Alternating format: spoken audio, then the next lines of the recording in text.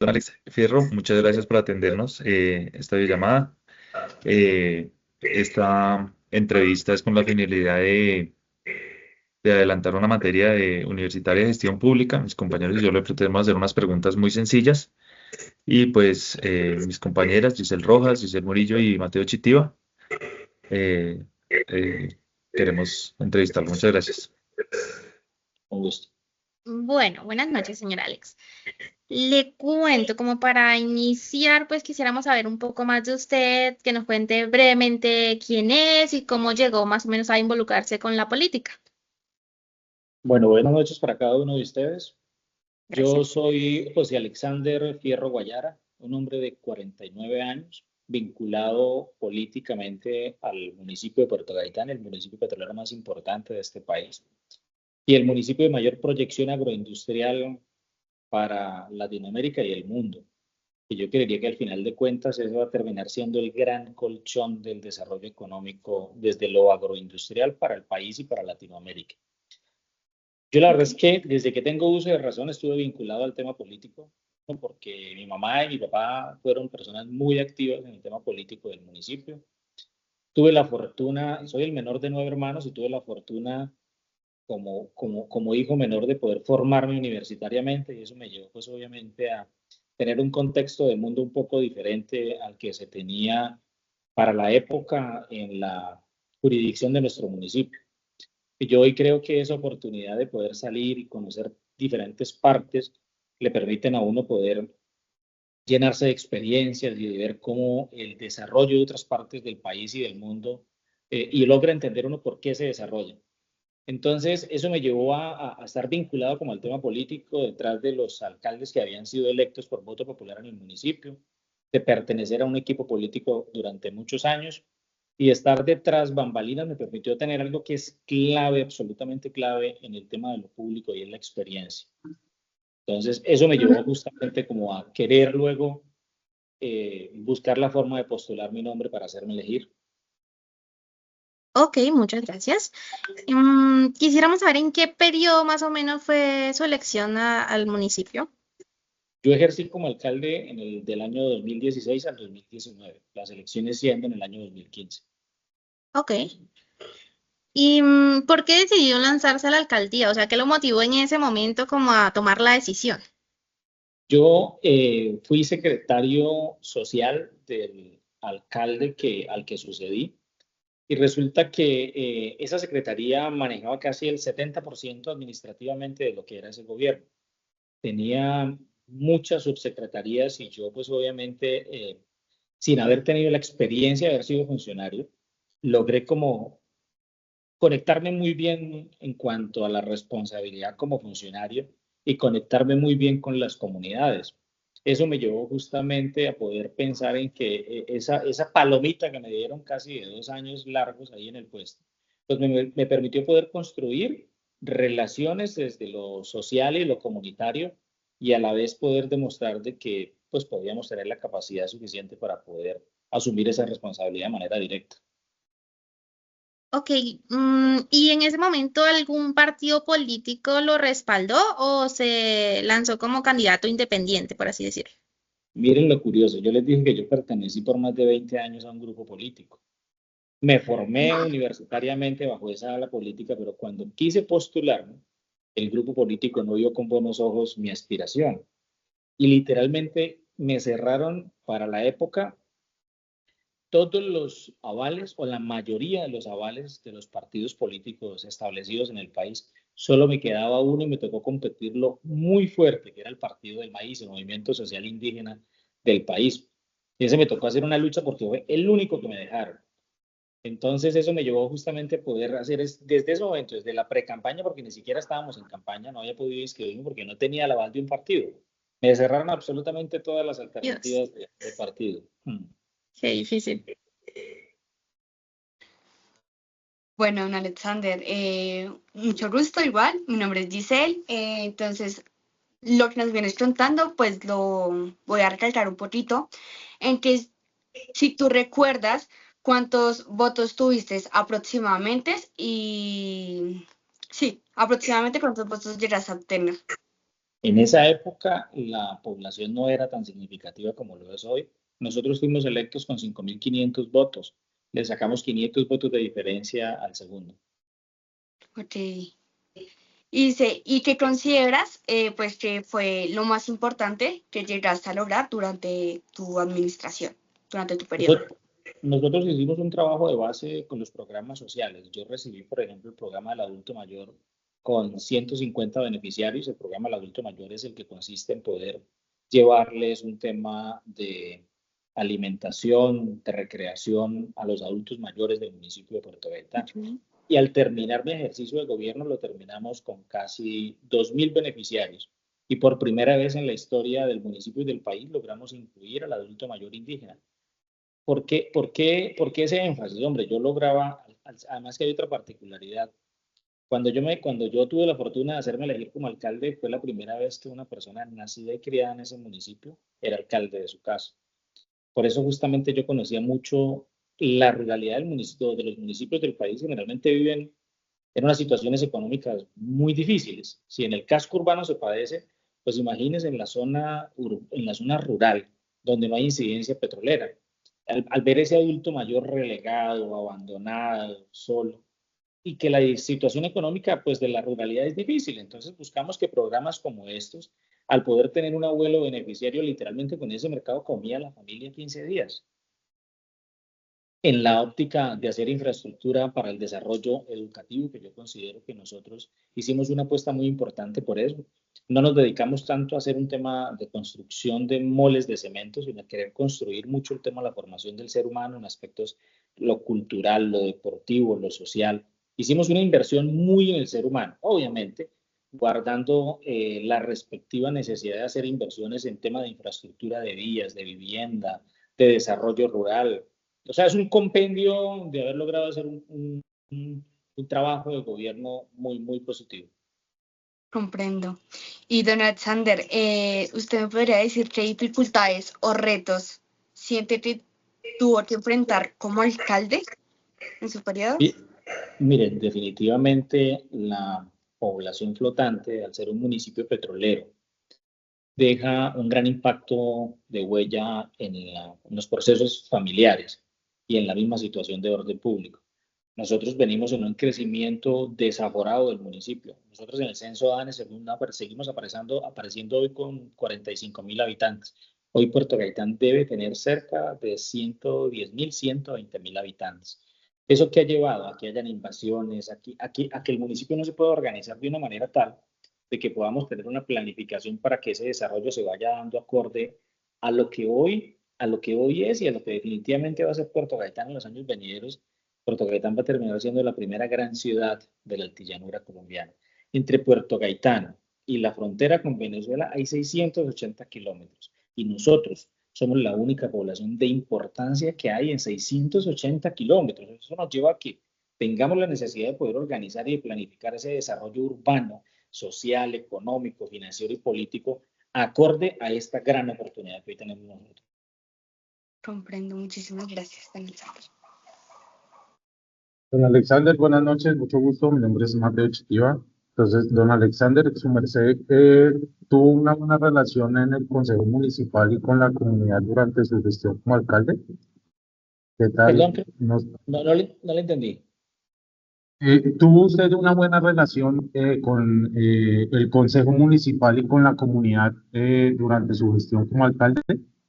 Siempre bajo la premisa del respeto, pues uno considera que los concejales como tal tienen una gran obligación de hacer un tema de control político sobre los procesos administrativos que nosotros como alcalde tenemos, en una base fundamental de respeto, una base fundamental de poder entender los tiempos en cuanto a lo que nosotros le presentábamos al Consejo para que nos aprobaran los proyectos de acuerdo, los proyectos para las viabilidades en cuanto a lo que queríamos nosotros hacer como administración, que debíamos contar indiscutiblemente con la aprobación y el visto bueno del Consejo. Y con las comunidades siempre. Nosotros mantuvimos un contacto permanente y constante con la ruralidad del municipio. Lo primero que yo logré hacer cuando logré establecer el equipo de trabajo fue llevarme a mis secretarios a que conocieran la ruralidad del municipio. Porque yo les dije, para que ustedes logren entender Si hoy que yo les pongo carro, transporte y camionetas cómodas, imagínense a esa persona que viene, nosotros tenemos veredas que nos quedan en época de invierno fácilmente a 10 horas de distancia de recorrido. Yo les dije para que cuando venga una persona de Puerto Trujillo, ustedes digan, ay, pucha, Y logren entender lo difícil que es.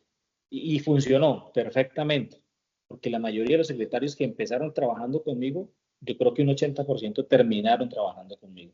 Entonces, nosotros vivíamos los fines de semana generalmente en cualquiera de las diferentes veredas del municipio o en los resguardos indígenas del municipio en constante comunicación, construyendo con ellos constantemente líneas de comunicación. muy bien, muy bien, don Alexander, muy chévere esa última estrategia. Don Alexander, ¿hubo algún proyecto que no pudo realizar y que le hubiera gustado cumplir? Mire, Puerto Gaitán, no sé, ustedes espero que algún día lo conozcan. Es un municipio anclado en las riberas del río Manacasías, bellísimo, ha venido teniendo un desarrollo en cuanto a infraestructura de obra pública con un gran gusto por lo arquitectónico. La mayoría de las obras nuestras, por la ventaja de tener recursos petroleros, nos hemos tratado como de fundamentar que si es una biblioteca lo que tenemos en el municipio, pues que tenga un desarrollo arquitectónico lo suficientemente impactante para que atraiga. Y así, en este ejemplo, hemos venido haciendo un desarrollo en todo el casco urbano y en la ruralidad del municipio. Un gran sueño que yo tuve y que no pude lograr es que Puerto Gaitán está bordeado por el río Manacasías y en sus costados tienen dos afluentes que nosotros denominamos caños, fuentes hídricas, uno que es el caño Trampolín y otro que es el caño Bateas. Literalmente Puerto Gaitán está rodeado por agua. Hay una ciudad de este país que yo vivo fascinado. Hace poco estuve nuevamente recorriéndole, es Barranquilla, por lo que ha venido sucediendo. La transformación urbanística que tiene Barranquilla y la inversión que han hecho en el desarrollo de infraestructura turística es una cosa impresionante. Y nosotros, ¿qué estamos buscando? Que cuando se vaya el petróleo, nosotros logramos tener ya una inversión en el aspecto de lo turístico que nos reemplace esa renta petrolera que hoy tenemos. Hay una cosa que se ha venido desarrollando sola y es la agroindustria. Hoy Puerto Gaitán debe tener cerca de 220.000 hectáreas sembradas de soya, palma, maíz, arroz, ganadería. Entonces eso es una gran ventaja de desarrollo que hay. Pero en cuanto al sueño que no pude concluir, yo logré presentar a Locat, obviamente, en un tema de prediseño. No alcanzamos a establecer un tema de proyecto establecido. Era justamente poder haber hecho un desarrollo en torno al malecón sobre el río Manacasías y sus ejes, obviamente, sobre los caños que nos rodean. Hubiera sido muy rentable ese proyecto. Así es. Don Alexander, ¿qué piensa sobre la política actual en Colombia y los retos que enfrenta hoy los gobiernos locales?